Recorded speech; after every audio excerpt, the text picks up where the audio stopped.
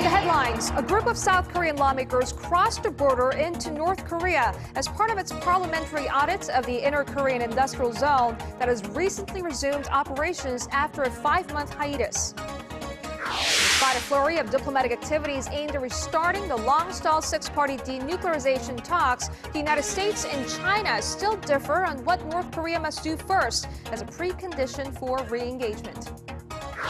Korea's industrial output fell in September from a month earlier, largely due to strikes by unionized workers at local automakers. Experts say, however, the drop is just a blip, not a trend. With these stories and more next on Primetime News.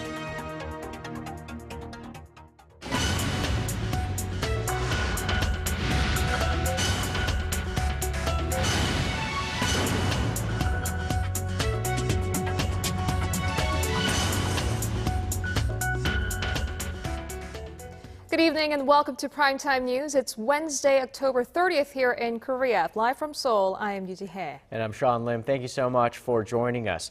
We begin with the cross-border visit by a group of South Korean lawmakers to the Inner Korean Joint Business Park in North Korea. The delegation spent the entire day at the Industrial Complex in Kaesong as part of its parliamentary inspection. Our Unification Ministry correspondent Hwang Sung-hee reports on the journey.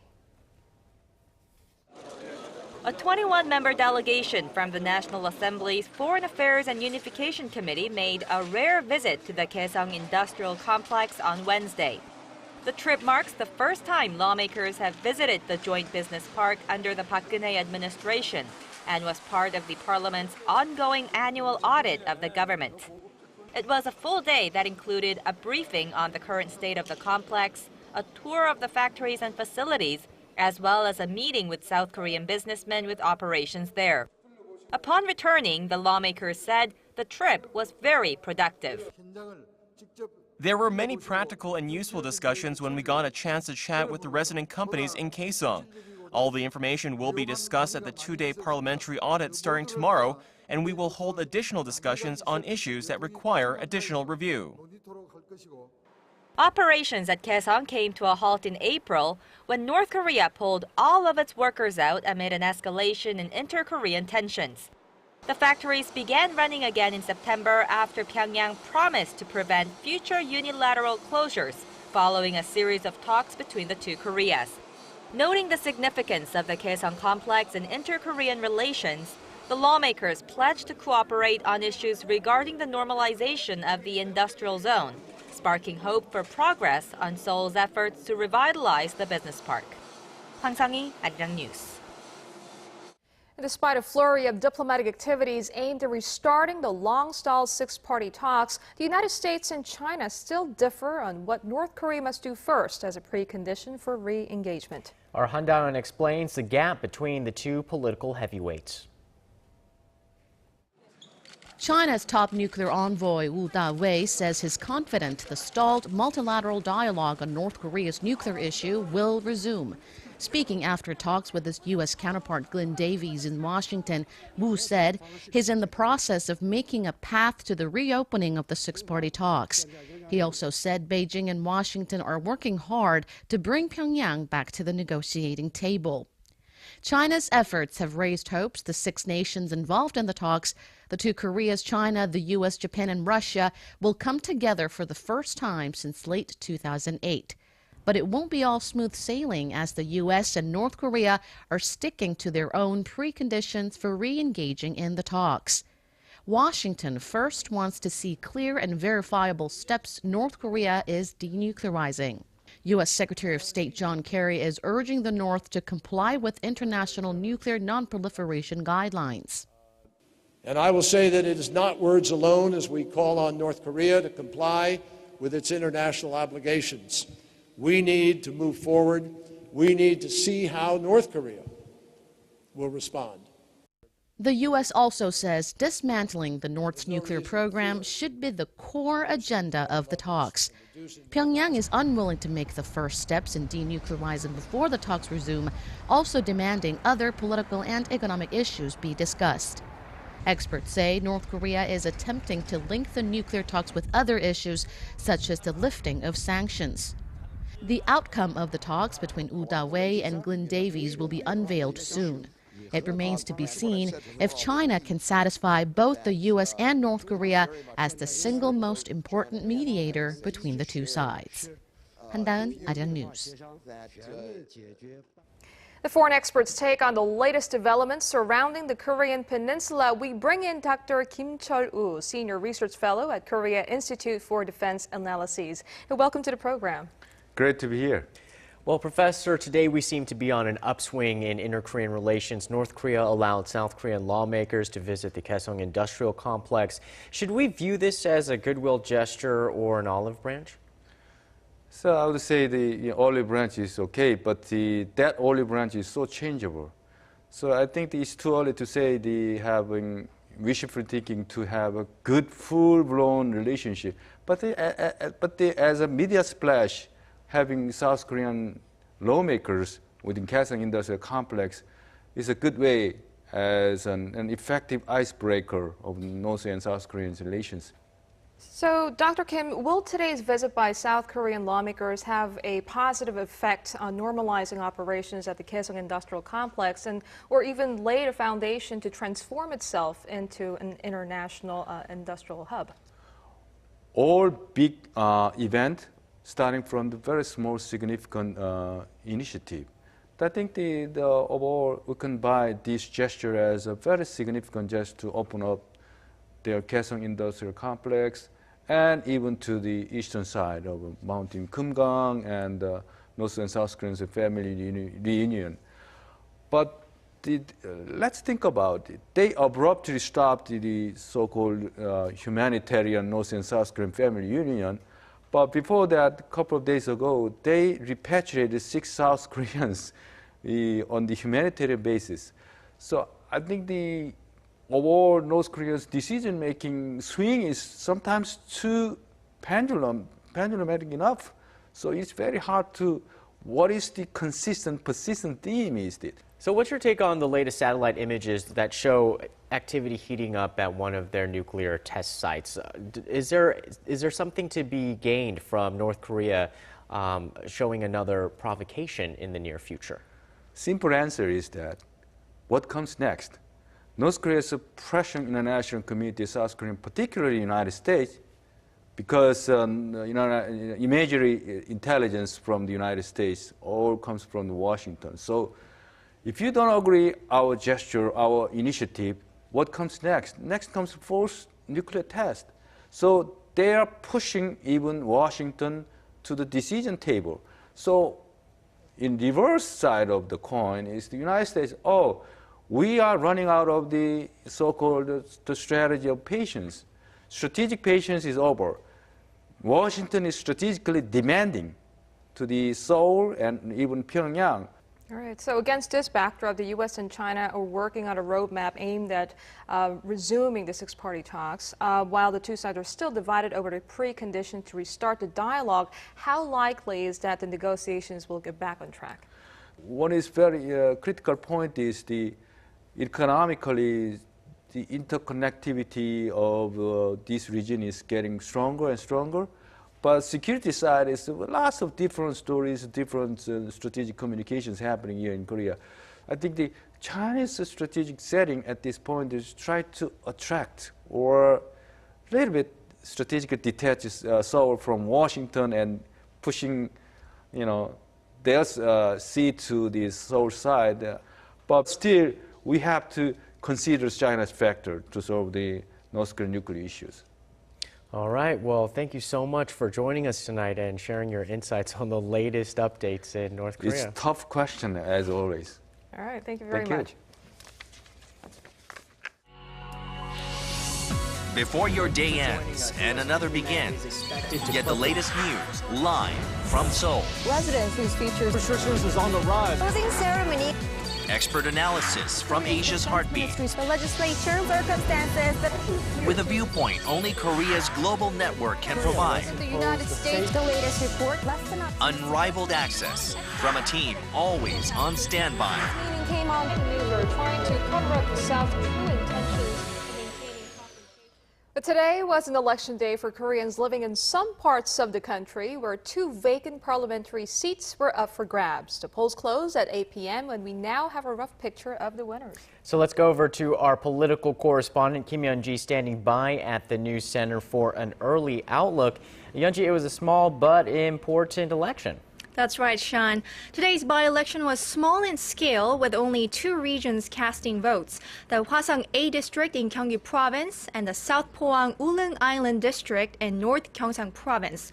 While the preliminary results of today's elections are out, let's take a look.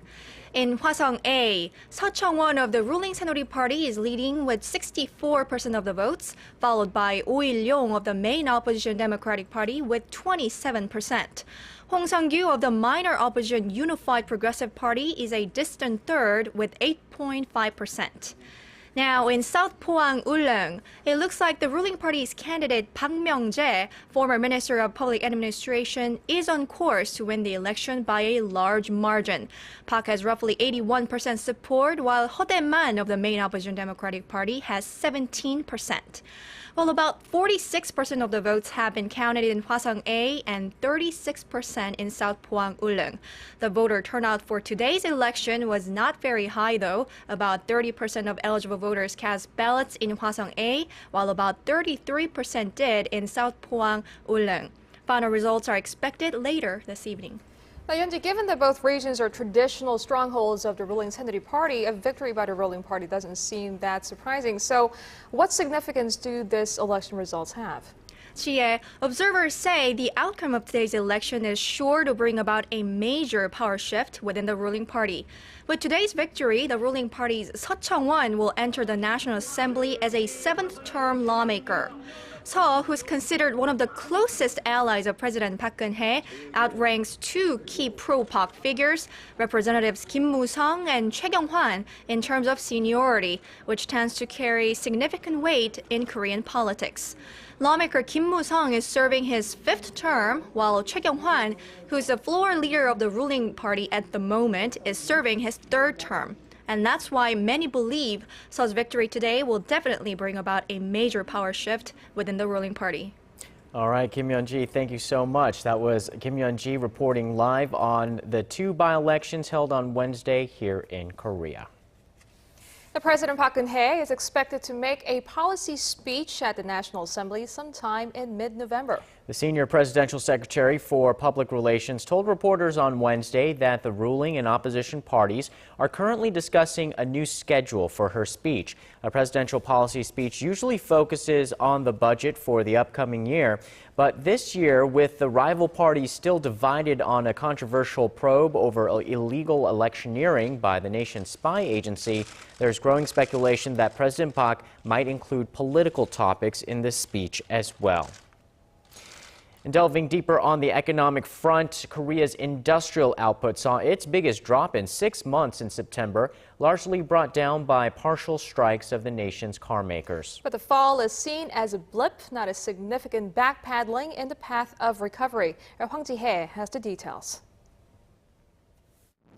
It was a reminder that the country's still feeble economic recovery could be derailed by an unforeseen shock. Statistics Korea said Wednesday that the nation's industrial output dropped 2.1% in September from the previous month, the sharpest pace of contraction in 6 months. The drop was a reversal from a 1.6% rise in August. The statistics agency, however, attributed the fall to partial strikes by unionized workers at local automakers Hyundai Motor and Kia Motors, and added that without that factor, the nation's industrial output would have expanded for the month of September as well. Economists agree that the drop in output does not indicate a major setback for the Korean economy. Overall, the numbers show that the Korean economy is on the path to recovery after sluggish growth over the past 2 years. But it's still hard to say the recovery is at full strength. The output of services sector that is driven by domestic demand kept improving last month, gaining by 0.3% from August. Despite the worse than expected output data, the central bank said last week that the nation's gross domestic product grew 3.3% in the July to September period from a year earlier, the first time it has topped 3% since the end of 2011. On a brighter note, the central bank survey showed Wednesday that Korean manufacturers' confidence rose to a 16-month high in October based on their assessment of the business outlook for the coming months. Hwang Sung-hee, Arirang News. Moving now to the finance minister's warning about the nation's economy. Despite the recent flurry of good news, Finance Minister Hyun Suk says it's still too early to be optimistic about an economic recovery. Our Yu Lian has more on how he wants to help boost businesses through investment and hiring.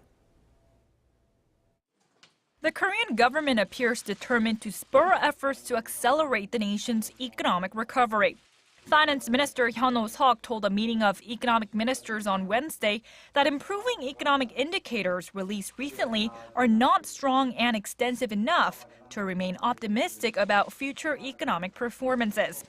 Those indicators included a better-than-expected 3.3% GDP growth in the third quarter, a large current account surplus that has stayed in the black for the past 20 months, and an improving consumer confidence level that hit a 17-month high in October. The finance minister said external uncertainties, particularly over the timing of the U.S. tapering of its stimulus programs and toughening competition with countries like China and Japan, are potential factors that could hurt Korea's recovery, making new investments and job creation more essential for a full-blown recovery. Promising steps to streamline red tapes, Hyun said 1,800 businesses will begin benefiting from a government fund that offers soft loans to startups in the next 2 months. The finance ministry also announced tax incentive to help expedite investment. Small and medium-sized companies will have their tariffs reduced by as much as 20 percentage points for machinery imports and enjoy greater accounting flexibility in handling depreciating costs to help reduce tax payments until next March. Yu Lian, Arirang News. Taking you now to Washington, Congress grilled top U.S. intelligence officials over the size and scope of the United States spying activities. Our Kim Yonghyun reports on how officials defended themselves against the spying allegations. America's top intelligence chiefs were hauled up before a House committee Tuesday to explain their agency's actions amid a series of reports about scope of the National Security Agency's surveillance activities. The rules and oversight that govern us ensure we do what the American people want us to do, which is protect our nation's security and our people's liberties. So I'll repeat, we do not spy on anyone except for valid foreign intelligence purposes, and we only work within the law. Clapper added that the U.S. did not indiscriminately spy on other nations and stressed other nations spy on U.S. officials as a matter of routine. NSA Director General Keith Alexander defended his agency, telling the committee that the NSA's main focus was preventing attacks on Americans and allies, and that it operates under strict oversight. Alexander also called European media reports that said the NSA collected data on tens of millions of phone calls in France, Spain, and Italy completely false. To be perfectly clear, this is not information that we collected on European citizens. It represents information that we and our NATO allies have collected in defense of our countries and in support of military operations. The allegations of U.S. spying have forced the White House to promise reforms and even acknowledge that their intelligence gathering activities may have gone too far.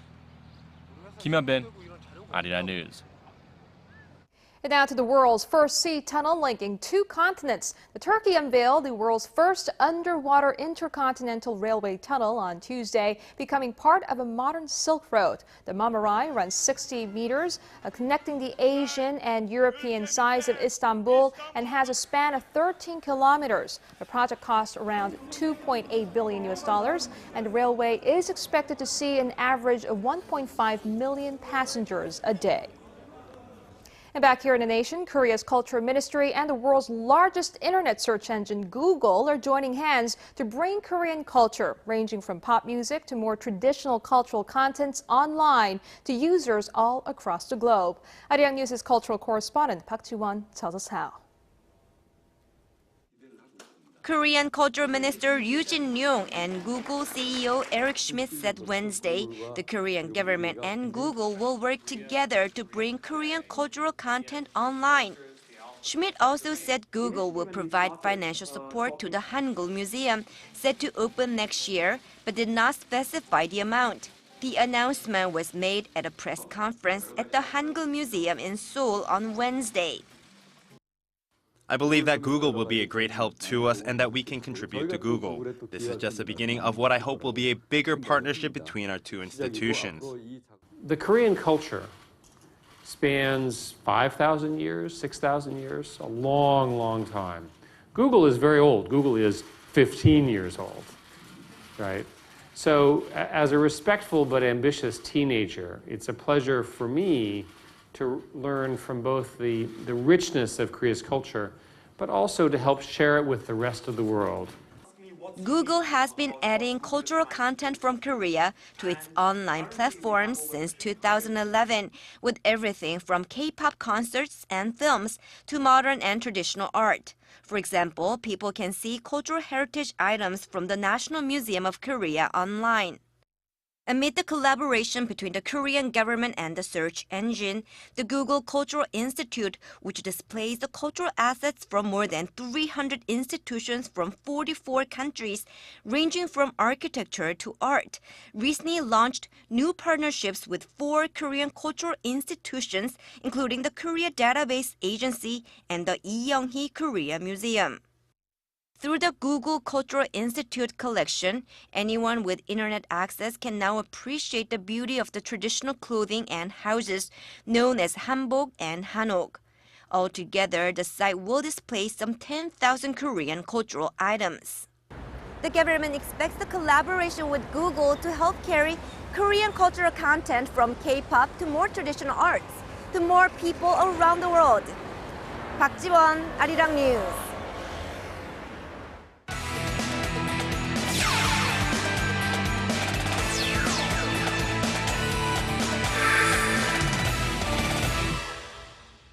Figure skater Kim Yonghyun is looking to come back from her foot injury within the next 2 months. And Stephen Che joins us in the Sports Center to tell us about her progress. Stephen. Hey guys, figure skating champion Kim Yonghyun has said that she's eyeing a December comeback from the injury to her right foot. At Media Day for the 100-day countdown until the Sochi Winter Olympics, Kim said that her overall condition was at 70% and that she's able to skate and even practice jumps. But most importantly, the 23-year-old gold medalist also told reporters at the Taenung National Training Center that she was confident leading up to the Games. Calling Sochi her swan song, she expressed hope for a greater experience than in any of her past competitions. Based on past experiences, fans can expect her back in full force come December. Let's now move on to the Korean series. Thursday's Game 6 will have the Tusan Bears' Dustin Nipper taking on the Samsung Lions' Rick Vandenherk on the mound. Both teams have earned a much-needed rest as the series continues on in the Lions' home of Daegu. The extra day of rest has allowed both starters who met in Game 2 5 full days of rest and a chance to earn their team the win. The Bears are just a win away from being crowned champions, while Samsung looks to force a series-deciding Game 7. Now let's finish off with Wednesday's top KBL matchups, starting with the KCC Aegis taking on the Dongbu Promi in Jeonju. First half action has Dongbu in control with top rookie Do Kyung-min going for 13 points. However, there's just not enough for Dongbu after that. KCC's twin centers Tyler Wilkerson and Darian Towns each scored 20, with Towns pulling in 12 boards for the double-double, and KCC takes it 78-67. Meanwhile, the ET Land Elephants and Anyang KGC went heads up in Incheon. Both teams struggle in the first half, but then the Elephants' Ricardo Powell comes alive in the fourth, finishing with 22 and 11. ET Lands wins this low-scoring affair 63-53. That does it for me here in the Sports Center. This has been Stephen Choi. Check back at midnight for the latest in the world of sports.